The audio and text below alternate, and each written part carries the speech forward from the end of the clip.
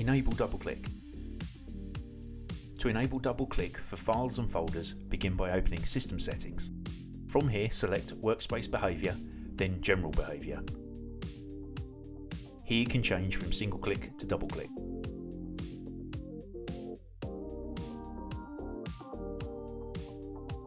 Disable Logout confirmation screen. When logging out or shutting down, you may be asked to confirm you want to leave. This behaviour can be changed in System Settings, then Startup and Shutdown, then Desktop Session. Here you can deselect the Confirm Logout option. Changing default applications. Again in System Settings, choose Applications. Here we have the ability to change the default web browser and email client, for example.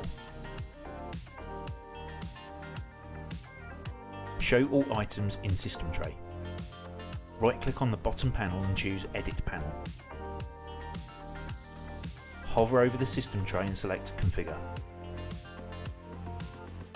From here, click Entries and toggle Always Show All Entries, then Apply. All the items should now be shown. You can also change the visibility of certain icons here too, such as the battery notification. When finished, exit Edit Mode.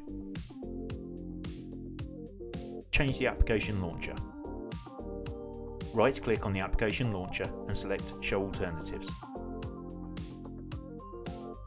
Here we can change the different types of menus. I'm sure there is a launcher here that will suit you.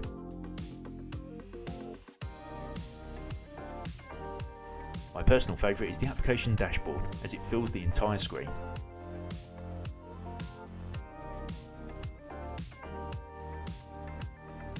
Thanks for watching. This was my first proper video for the channel. I have to start somewhere. Hopefully they will get better. The operating system used in the video was Endeavour OS. Links to the distribution are in the description below.